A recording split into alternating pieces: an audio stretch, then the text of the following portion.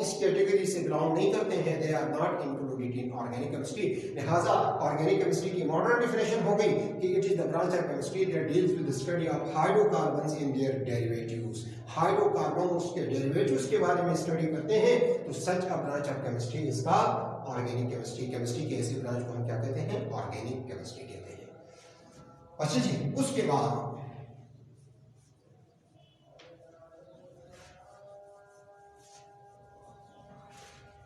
Sources of organic compounds. Next हमारा topic है sources of organic compounds. Organic compounds के sources.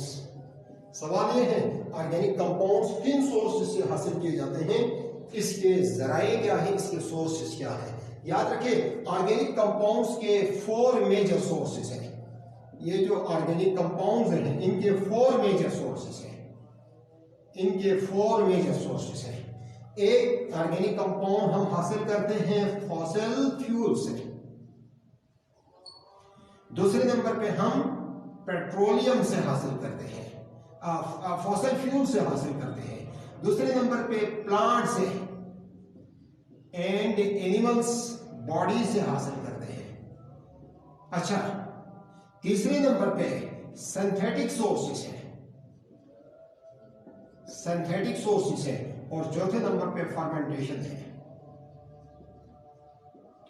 तो these are the 4 major sources of organic compounds. Fossil fuels हैं, plants and animals हैं, synthetic organic compounds हैं और fermentation है। Fossil fuels number 1 है, पहला सोर्स है फॉसिल फ्यूल्स। सवाल ये है व्हाट आर फॉसिल फ्यूल्स।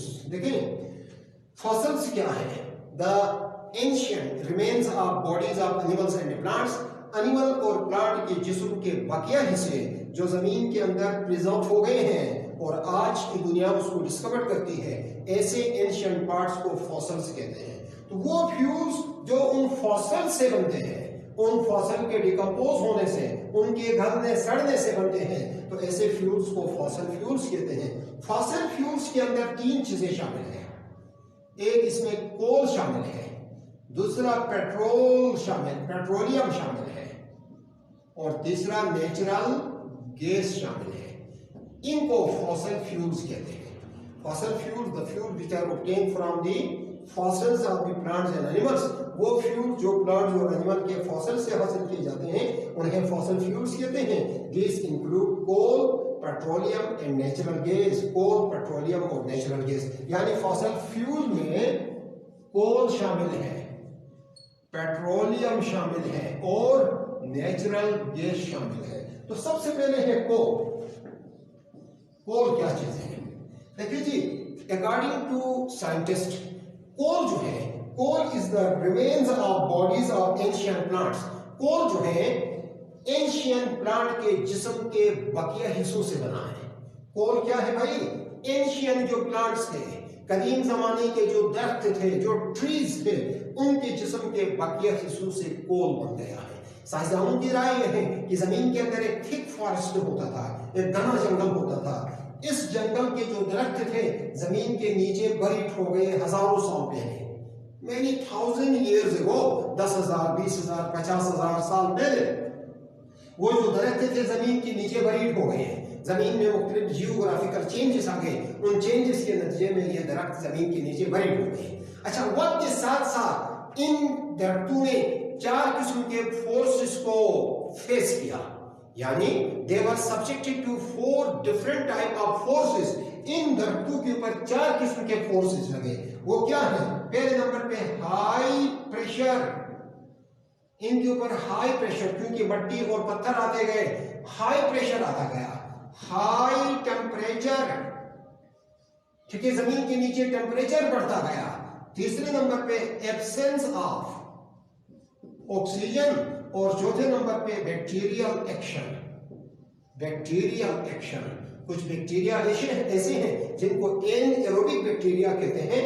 ये वो बैक्टीरिया हैं जो ऐसी जगहों पे पाए जाते हैं जहां ऑक्सीजन नहीं होती है।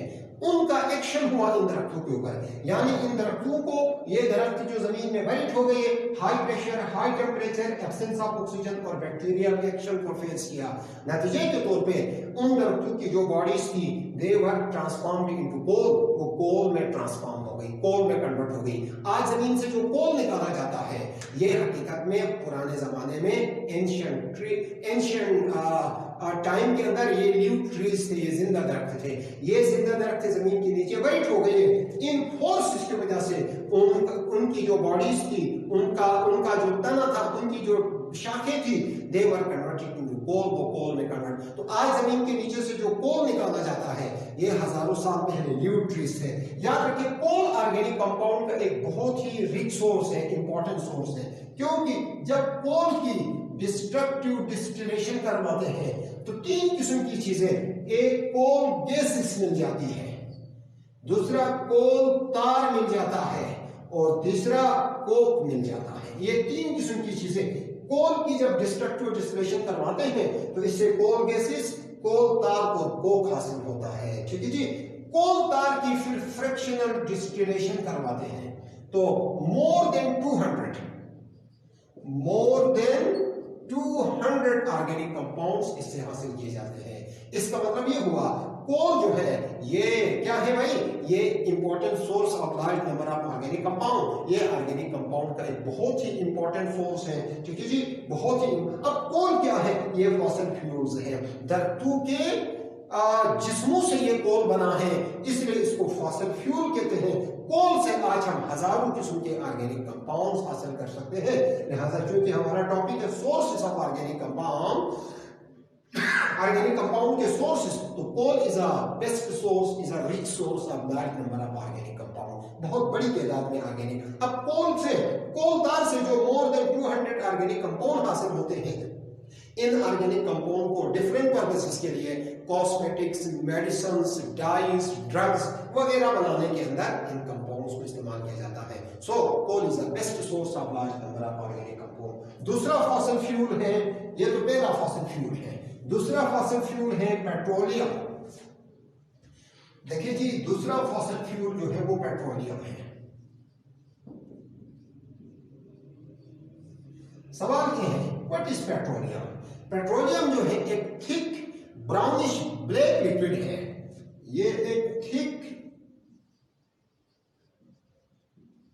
ब्राउनिश ब्लैक लिक्विड है, थिक ब्राउनिश ब्लैक लिक्विड है that seeps out from porous rocks, जो पोरस रॉक्स में से, पहाड़ों के अंदर जो सुराख होते हैं, मसान होते हैं, उन मसानों से, उन पोर्स में से निकलता था, इसलिए पेट्रोलियम कहा। यानी पहाड़ से निकल, पेट्रो कहते हैं रॉक को, ओलियम कहते हैं ऑयल को। तो इसका मतलब ये हुआ पहाड़ी तेल कहते हैं इसको, चट्टानी तेल कहते हैं इसको, रॉक ऑयल कहते हैं। पेट्रोलियम जो है एक थिक ब्राउनिश ब्लैक लिक्विड है that seeps out from porous rocks, जो पोरस रॉक से निकलता था। सोर्स ऑफ ओरिजिन की बुनियाद पर इसका नाम पेट्रोलियम कहा, यानी रॉक ऑयल कहा। इसको क्या कहते हैं, रॉक ऑयल कहते हैं। पेट्रोलियम जो है it is a complex mixture of large number of organic compound, यानी इस पेट्रोलियम के अंदर, पेट्रोलियम जो है बहुत बड़ी तादाद में ऑर्गेनिक कंपाउंड का एक कॉम्प्लेक्स मिक्सचर होता है। जब इसकी फ्रैक्शनल डिस्टिलेशन करवाते हैं तो बड़ी तादाद में organic compound, for example petrol, for example diesel, for example kerosene oil, ठीक है, for example gas oil, for example lubricants, grease वगैरह, ठीक है जी।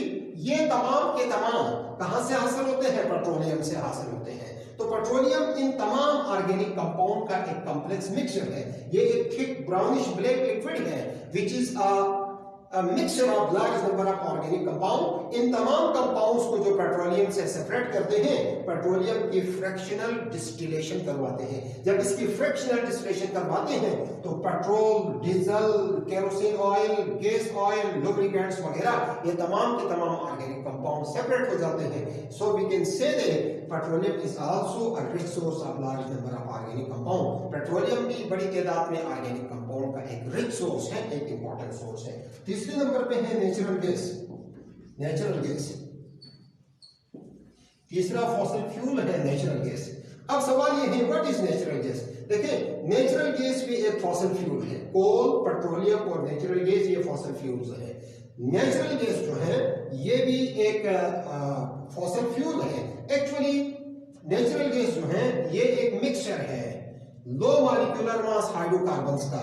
इसमें सबसे ज्यादा मिकदार में मीथेन होती है, दूसरे नंबर पे इथेन होती है C2H6, तीसरे नंबर पे C3H8 प्रोपेन और चौथे नंबर पे C4H10 ब्यूटेन। इन चार गैसेस का एक मिक्सचर है।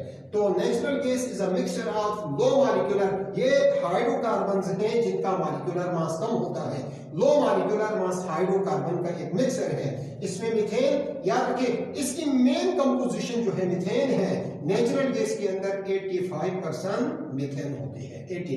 इसलिए मीथेन को ही नेचुरल गैस कहते हैं because this is the major constituent of the natural gas.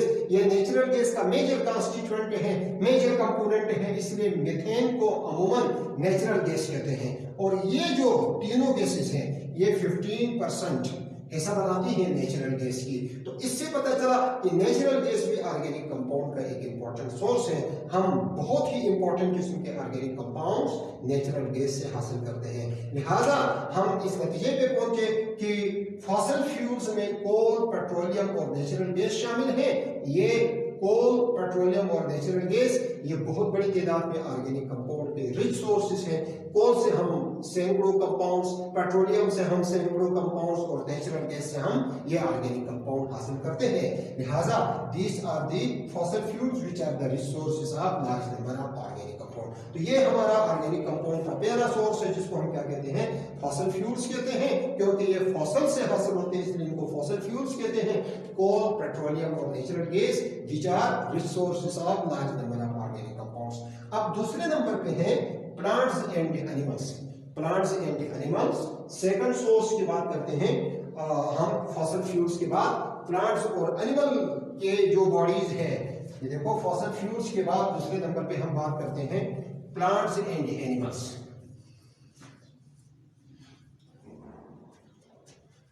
Plants and animals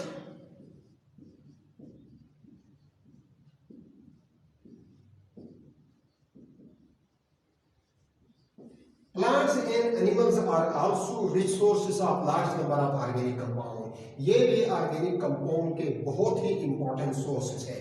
plants और एनिमल जो है these are also rich sources of large number of organic compound. बड़ी तादाद में ऑर्गेनिक कंपाउंड्स वो हैं जो हम प्लांट बॉडी से और एनिमल बॉडी से हासिल करते हैं। फॉर एग्जांपल कार्बोहाइड्रेट्स हैं, कार्बोहाइड्रेट्स हैं जिनमें शुगर्स हैं, जिनमें स्टार्चेस हैं, जिनमें ग्लाइकोजन है, etc। ये कार्बोहाइड्रेट है जो हम कहां से हासिल करते हैं, ये हम कार्बोहाइड्रेट है, शुगर है, स्टार्चेस है, ग्लाइकोजन है जो हम प्लांट बॉडी से हासिल करते हैं। शुगर हम प्लांट बॉडी से, स्टार्च है और ग्लाइकोजन जो है वो एनिमल बॉडी से। तो हमने देखा कि ये ऑर्गेनिक कंपाउंड है जो कार्बोहाइड्रेट कहलाते हैं जो कि प्लांट और एनिमल के बॉडी से हासिल किए जाते हैं। प्रोटीन्स हैं, प्रोटीन्स हैं मिसाल के तौर पे प्रोटीन में हमारे पास है सिल्क है, अच्छा जी इसके अंदर हमारे पास मसल्स हैं, हमारे पास पेक्टिन है, etc। ये प्रोटीन्स हैं जो प्लांट्स और एनिमल बॉडी से हासिल किए जाते हैं। सिल्क देखें, अच्छा मसल्स देखें, पेक्टिन देखें, ये क्या है जी, ये प्रोटीन्स हैं जो प्लांट और एनिमल बॉडी से हासिल किए जाते हैं। तीसरे नंबर पे लिपिड्स हैं। लिपिड्स में मुख्तलिफ किस्म के फैट्स हैं और ऑयल्स हैं। मुख्तलिफ फैट्स और ऑयल्स लिपिड्स में शामिल हैं, ये भी हम प्लांट और एनिमल बॉडी से हासिल किए जाते हैं। अल्कलॉइड्स है जैसा कि क्यूनिन है, मॉर्फिन है, सिट्रेचनिन है। अच्छा ये इनको अल्कलॉइड्स कहते हैं, ये भी प्लांट बॉडी से हासिल किए जाते हैं। इनके अलावा मुख्तलिफ ऑर्गेनिक कंपाउंड हैं, हार्मोन्स हैं, विटामिन्स हैं, एंटीबॉडीज हैं, ठीक है जी। एटीसी बहुत सारे कंपाउंड्स हैं जो हम एनिमल और प्लांट बॉडी से हासिल कर सकते हैं, लिहाजा प्लांट्स और एनिमल ऑर्गेनिक कंपाउंड के रिसोर्सेज हैं।